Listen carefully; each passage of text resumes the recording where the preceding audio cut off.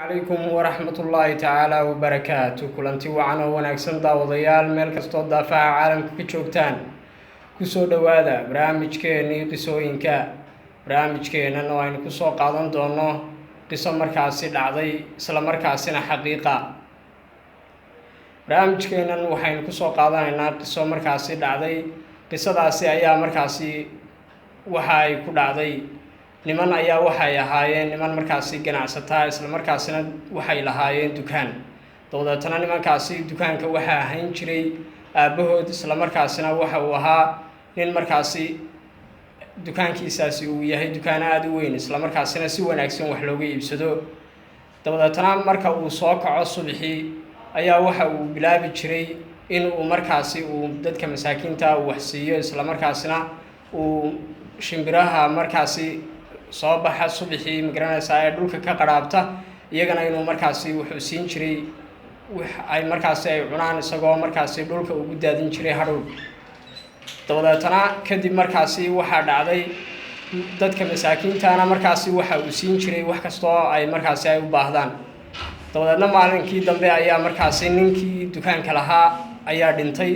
dawladana caruurtiisii ayaa markaasi dukaankii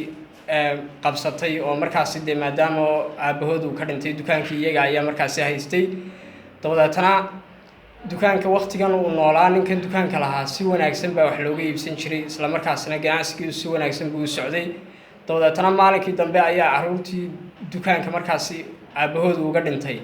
ayaa markaasi waxa dhacday dukaankii in si fiican waxba looga iibsan waayo isla markaasina uu markaa dukaanka iibkiisii oo hoos u dhaco dawladana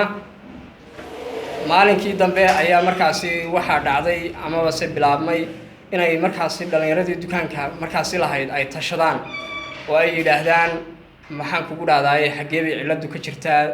sidee baa wax leenooga iibsan waayay ma aabaheen baa shacbiyad badan lahaayo dadana markaa dadkii wax ka iibsan jiray isagii bay markii uu dhintay ay maxaan kugu dhaadayay dukaankii qiimihiisii oo hoos u dhacay dawladna qofba markaasi waxay yiraahdeen bal taliya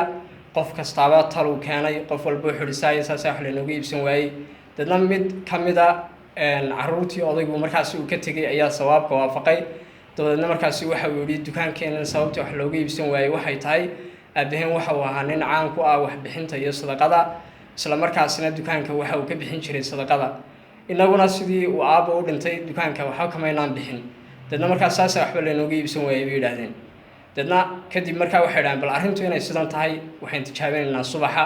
dadna subaxii markii waagi uu bariyay ayay markaasi dadkii masaakiinta ay wax siiyeen ee ku soo kalahay dawladna maalinkii waxay macaasheen lacag aad u fara badan dawladna kadib markaasi saas ayay ugu suurto gashay in ay markaasi dukaankoodii uu ku hormaro oo markaasi waxay yiraahdeen waa inaynu sii wadnaa sadaqadii markaasi aabaheen uu bixin jiray si aynu markaasi yoolkeena aynu gaadhno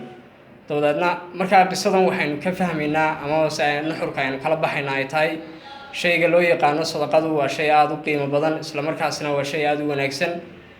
xoolahana way barakaysaa oo maaragtay wax nusqaamina oo ay ku samaysaa ma jirto markaasi maxaan kugu dhahdaa axaadiis fara badan nabigeena naxariis nabadgelyo korkiisa ahaatee wuu ku caddeeyey calayhi salaatu wasalaam marka maxaan kugu dhahdaa dadka qaar baa waxay aaminsan yihiin shayga loo yaqaano maxaan kugu dhahdaa wax bixintu in maaragtay ay maalka ay yarayso laakiin way barakaysaa maaragtay waana beeqaamisaa markaa qisadeenan intaas ayaan kusoo gabagabeynayaa waxaanad kala socoteen